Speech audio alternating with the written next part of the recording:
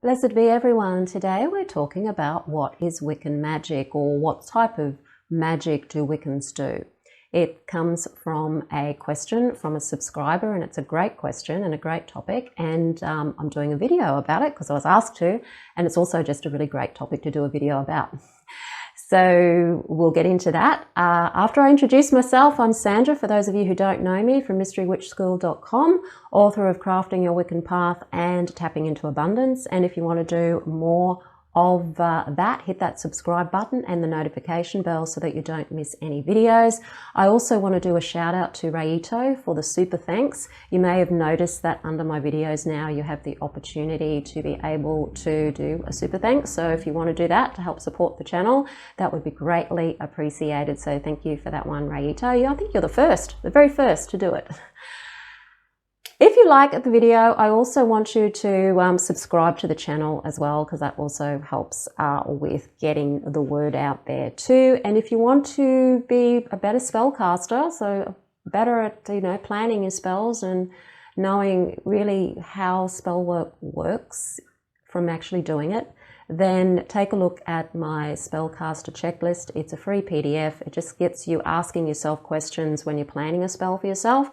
That will get you just a lot more clarity about what you're doing and how you're doing it. So you can download that from the link in the description field below this video. So I had a question about magic and Wicca and what type of magic that Wiccans practice, because apparently there has been some Wiccans who on YouTube have said that they've left one of the reasons that they're leaving Wicca is because Wiccans only practice ceremonial magic, or that they've been told that Wiccans only practice ceremonial magic and that it's too ceremonial for them, and that they can't practice folk magic.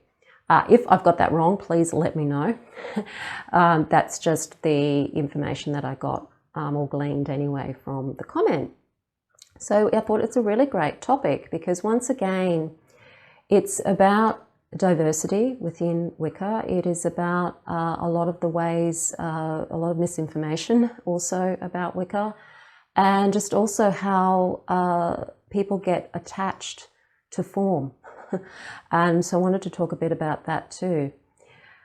So when it comes to Wiccans, one of the questions was, can Wiccans not incorporate other forms of magic into their practice, such as folk magic, sympathetic magic, or sometimes what's termed in the ceremonial magic world as low magic. So only Wiccans can only do ceremonial magic. And from my experience of having been in the game for over 30 years and going way back when I was in the coven and we were being taught magic in the coven, my high priest was very much into ceremonial magic. It was something he really loved, but he didn't bring it in all the time to what we did. The magic that he taught folk. He'd use any type of magic, seriously. If it worked, he'd use it. And he'd use folk magic a lot and sympathetic magic a lot. So your general spell crafting with a candle, or using herbs and, that very earthy, grounded, sympathetic magic, he used all of the time, as well as ceremonial magic. And we were taught folk magic, we were taught sympathetic magic, and we weren't actually taught ceremonial magic, because that's a very different thing, ceremonial magic. So magically speaking, most Wiccans actually tend to practice a more earthy type of sympathetic magic. And I even remember my very first book on Wicca, written by Scott Cunningham, totally talked about sympathetic magic and folk magic. So I don't know where the ceremonial magic being the only type of magic that Wiccans practice has come from at all. It is a very different style of magic, very different style. And whilst some Wiccans do practice it, most of the people that I know don't actually practice that style of magic in covens or out of covens. Different covens may have different ways of working, different traditions of Wicca, and there's a lot of different traditions and variations and permutations of Wicca these days, may have different ways of doing things.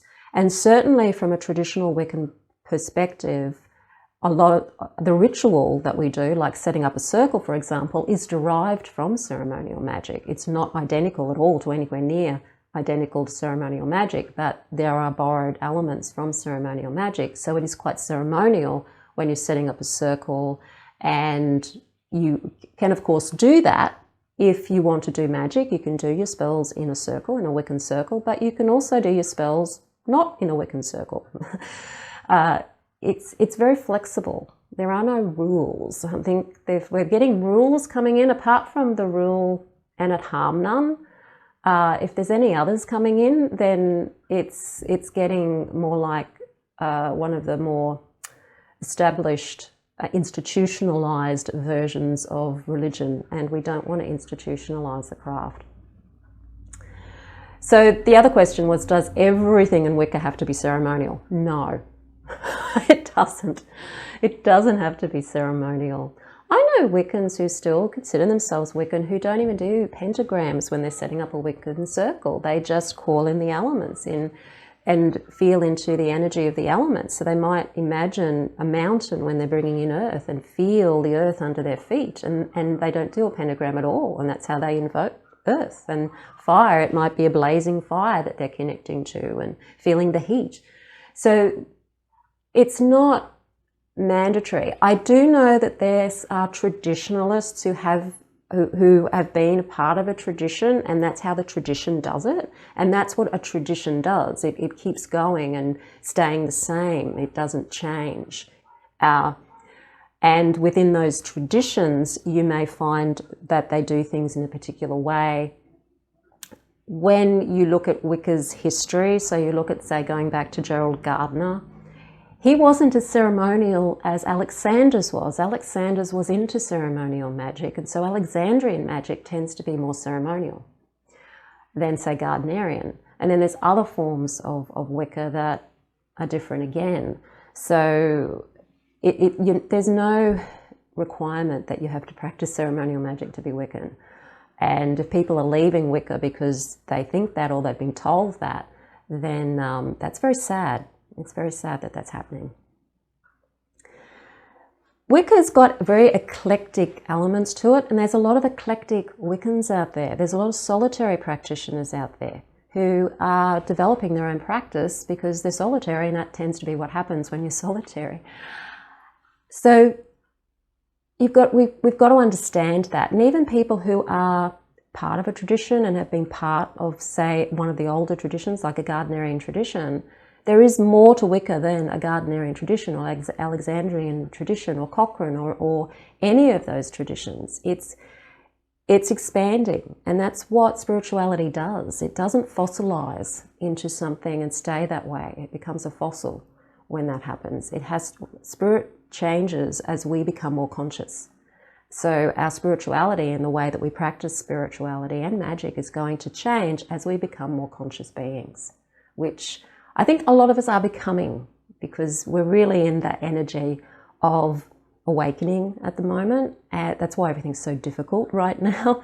There's so much to come up against, is because of that awakening. So becoming more conscious means that things are going to change, and traditions will have to probably modify somewhat to compensate for those conscious changes. I also wanted to talk about form. When we practice magic or ritual or anything, the things we do, like the process, the beginning right through to the end, the format, is a form. It's a container, like a cup. And like with cups, you can get many different sorts of cups. You can get square cups, you can get round cups. I'm sure that people have even made some triangular cups, you know. A cup is basically going to contain something. It can come in different shapes, it can come in different sizes, it can become decoratively very different. Some cups have things written on them, some have things, patterns on them, some are just plain cups.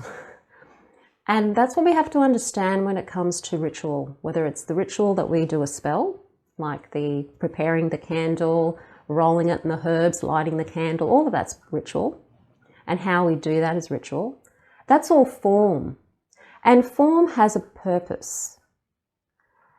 The purpose of form is to help bring us into the right magical state psychologically. It helps bring the energy together so that the essence, which is what you're working with, the energy, is being able to be created in a certain way or formed in a certain way. So if you think of the intention or your desire with a spell as being like the water that you'd put into the cup, what the cup does is it shapes the water. So the water becomes whatever shape the cup is. And so the ritual does that. So that's one of the purposes of ritual and a purpose of form, is to help us with our intention, or to help us get into the right state of mind and frequency for what it is that we're wanting to do. But it isn't the water. It isn't the essence. It's the form that helps us get there. And eventually, the whole point actually is to abandon the form eventually at the end of it all, and to be able to just work with the essence. So when we get hung up about traditions or how things should be or how things shouldn't be, or what Wiccans should practice magically and what we shouldn't practice magically, we're getting hung up on a form. And that's like saying, well, you can't have a drink, you can't drink the water in a square cup. You have to drink it in this round cup. If you don't drink it in the round cup, you're not drinking it in a cup. Or it's wrong. You know, if you belong to this group of people here, you cannot drink water in a square cup. Yet the water is actually what you're wanting, and it's the water that's the essence, it's the water that's the nourishment, and it's the water that is the juice. And you can drink that in a square cup or a round cup or a triangular cup or any kind of weird shaped cup that you might come up with. It's the water that's important. So always remember, the form is a useful tool to help us with bringing the essence and crafting the essence in the way that we want to experience it, or we're looking to experience it through. But you can still have water without the cup, and it's the water that we're after. It's the essence of the practice we're after. It's the magic and what we're doing with the magic, or the result we want from the magic that we're working through. So we're always working with energy, and energy doesn't necessarily be limited to a particular type of form. It's what the form's helping us contain and work with. It's not the energy is the main thing. The form is not the main thing. So that's really important, because we get attached to form. Our ego gets attached to form, and we think, that's it, that's it.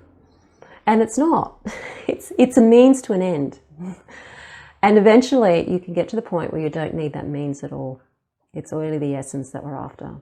So if that resonates with you, let me know in the comments field. If you want to learn Wicca and witchcraft with me, it is an eclectic style of Wicca. And we do practice folk magic and sympathetic magic in the craft. So that's what I teach. I teach with the magic section. It's mostly candle magic that we start off with. The course is geared for you if you're wanting to practice the craft, but you don't know how to practice or bring it into your life on a daily basis, and really to help you bring your craft to give you a life meaning. That's really the point of it. We're looking to Wicca for joy, for happiness, for connection, for love. That's why we're doing it. We're doing it because of the way it makes us feel. And if we can practice that every day in the way that enlivens us, then that brings meaning into our lives. And that's what the Mystery Witch School is all about. It's about bringing this into your daily life as a practice, and not just as a theory or something that you read in a book. And so the Mystery Witch School 101 Academy is about helping you and guiding you as to how you can do the practice every day and bring it into your life and give meaning into your life. So if that's what you're after, if you're looking for a teacher, have a look at the Mystery Witch School 101 Academy. The link is in the description field below this video. If you like the video, hit the like button, share it with your friends. Don't forget to subscribe. I'm Sandra from mysterywitchschool.com. Blessed be.